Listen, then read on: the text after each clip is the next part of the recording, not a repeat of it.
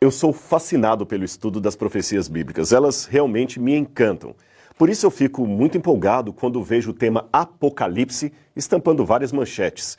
É porque, nesses temas, eu vejo uma oportunidade de testemunhar aquilo que eu acredito com relação ao fim dos tempos. Aliás, uma pesquisa recente feita pela Lifeway, uma organização não denominacional dos Estados Unidos, revelou que a maioria dos evangélicos gostariam que o seu pastor pregasse mais sobre o Apocalipse e o fim do mundo. E eles estão sentindo falta desses temas.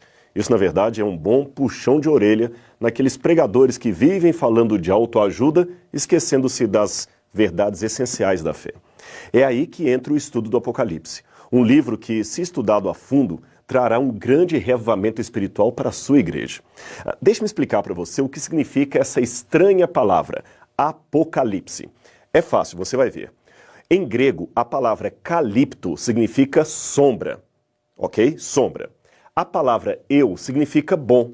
Portanto, eucalipto quer dizer boa sombra. Fácil, não é mesmo? Agora, o prefixo apó é uma preposição que pode significar para fora de, para longe de, retirado de. Por exemplo, apóstolo, aquele que é enviado para pregar fora, para pregar longe. Apostasia, aquele que sai do meio do povo de Deus, e assim por diante. Portanto, quando eu junto a palavra apó, para fora de, com calipto, sombra, você encontra o termo apocalipto ou apocalipse, isto é, para fora da sombra, para longe da sombra. Ora, o que está longe ou fora da sombra está às claras, está revelado. Por isso que Apocalipse significa revelação. Legal, não é mesmo?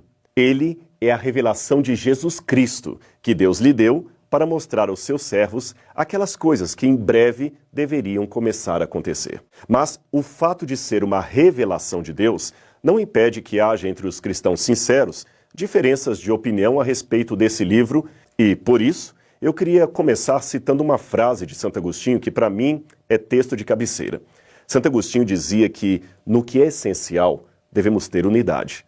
No que não é essencial, podemos ter diversidade ou liberdade.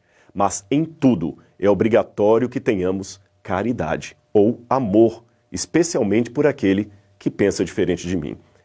É por isso que, com muito respeito, eu creio que vou chocar alguns irmãos evangélicos que seguem as minhas redes sociais. Então, você está preparado para o choque? Pois bem, lá vai. Eu não creio no arrebatamento da igreja.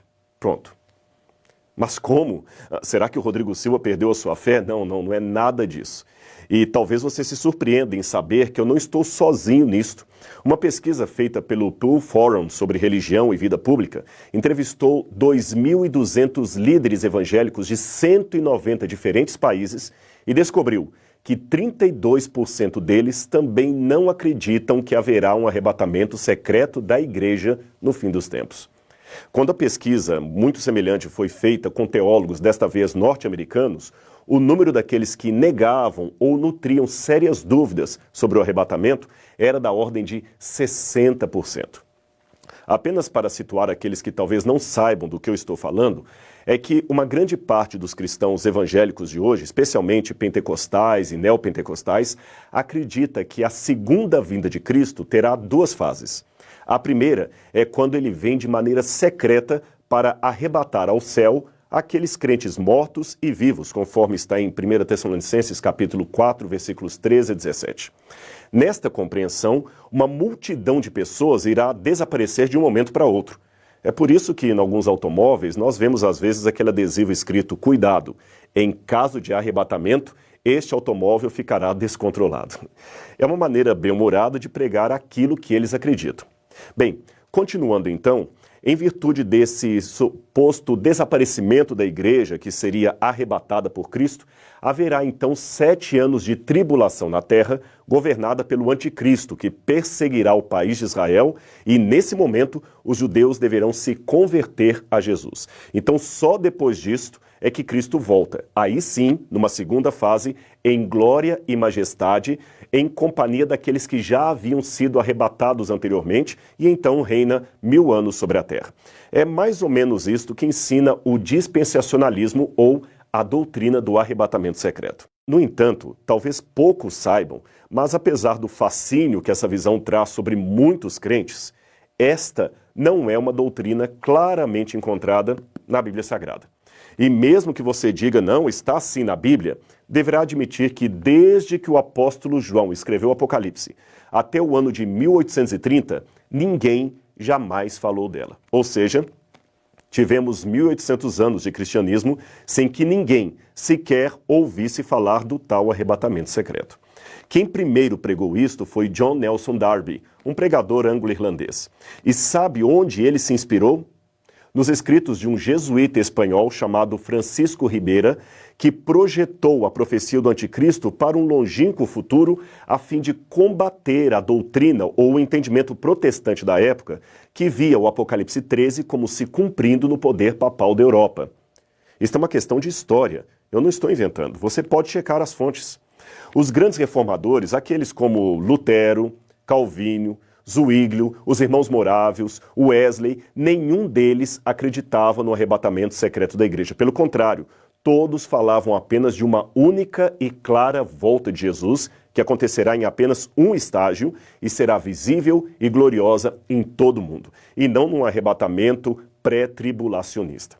Somente no início do século XX é que essa visão do fim se tornou popular através da chamada Bíblia Anotada de Scofield e outros evangelistas.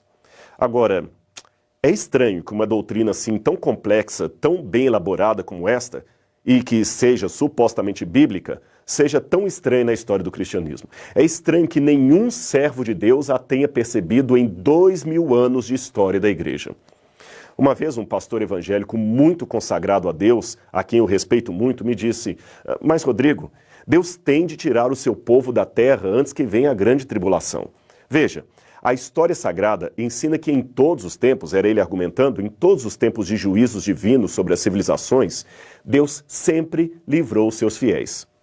Livrou Noé do dilúvio, livrou a Ló da destruição de Sodoma, livrou a Israel das 10 pragas que atribularam o Egito e prometeu livrar a sua igreja na hora daquela tentação que há de vir sobre toda a terra. Ele então citou Apocalipse capítulo 3, verso 10, que diz: eu te guardarei na hora da provação. Mas espere um pouco. Eu falei para ele então: pastor, guardar é proteger, não é retirar de um lugar para o outro. Em nenhum desses textos que você citou, Deus arrebatou o seu povo para não sofrer o juízo. Pelo contrário, ele os protegeu, mas não os tirou. Jesus mesmo orou ao Pai: não peço que os tires do mundo, mas que os livres do mal. Veja, Noé estava protegido dentro da arca, mas permaneceu em meio ao dilúvio. Ló foi tirado pelos anjos, porém correndo em meio ao fogo que caía, e ele não foi arrebatado secretamente. Os hebreus, é claro, foram poupados das pragas no Egito, mas continuavam na terra de Faraó enquanto as pragas caíam. Com muito respeito pelos que pensam diferente, eu digo que não vejo na Bíblia Sagrada nenhuma passagem que ensine claramente a volta de Jesus em 2 estágios, um secreto, o outro visível. Mas eu sei que alguém ainda dirá: Rodrigo, Paulo deixou bem claro em Tessalonicenses que nós seremos arrebatados para encontrar com o Senhor nas nuvens, e ser arrebatado é ser tomado de modo súbito, sem que ninguém veja. Ora, confira o dicionário e você vai ver que arrebatado não tem nenhuma conotação de ato secreto, nem em português, nem no grego, que era a língua original do Novo Testamento. Tanto é que a palavra harpazo, ou arrebatar, pode ser traduzida por roubar em Mateus 12, 29. E veja que ela claramente tem o sentido de algo visível, pois Jesus diz nessa passagem que ninguém consegue roubar ou arrebatar a casa do valente a menos que o amarre. Ora, se fosse algo secreto, o valente nem perceberia. Eu sei que o valente, nesse texto da Bíblia, representa o inimigo de Deus. E, como ser espiritual, ele tem que ser amarrado para que a igreja seja salva ou arrebatada. Mas isto não invalida o argumento etimológico de que a palavra original não tem o sentido claro de ação oculta, secreta. Aliás, se você prestar atenção, todos os textos normalmente lidos como referentes ao arrebatamento secreto da igreja possuem em seu contexto um quadro maior de vinda inesperada, porém gloriosa, e visível em todo o mundo, até pelos ímpios. É claro que, pelo tempo, Eu não tenho como analisar passagem por passagem, mas eu cito apenas uma delas, que está em Mateus capítulo 24, versos 40 e 41. Ali diz: 2 estarão no campo, um será tomado e deixado o outro. 2 estarão no moinho, uma será tomada e deixada a outra. Será isto um arrebatamento secreto? Creio que não, por 2 motivos. Primeiro, esta passagem segue depois dos versos 30 e 31, que falam da visibilidade mundial da volta de Cristo. Portanto, é depois da vinda gloriosa que esses textos têm lugar.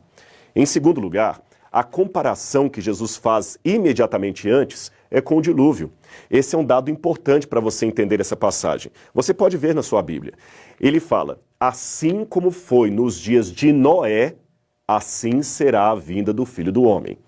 Nos dias de Noé, os homens não perceberam até que veio o dilúvio e os levou a todos. Note, os que foram levados pelo dilúvio são aqueles que se perderam. Aí ele arremata: do mesmo modo em minha vinda.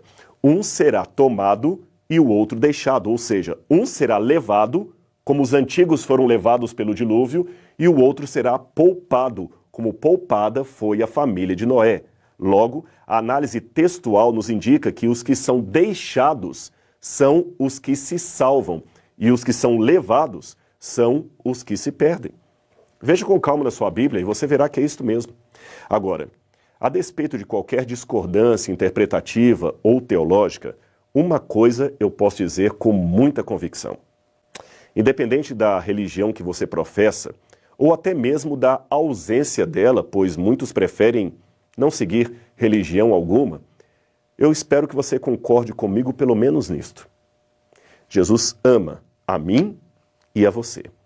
E se formos fiéis a Ele, Ele voltará para nos levar ao reino que Ele mesmo prometeu. A sua promessa não falha, e o Apocalipse é a certeza que nós dois temos disso.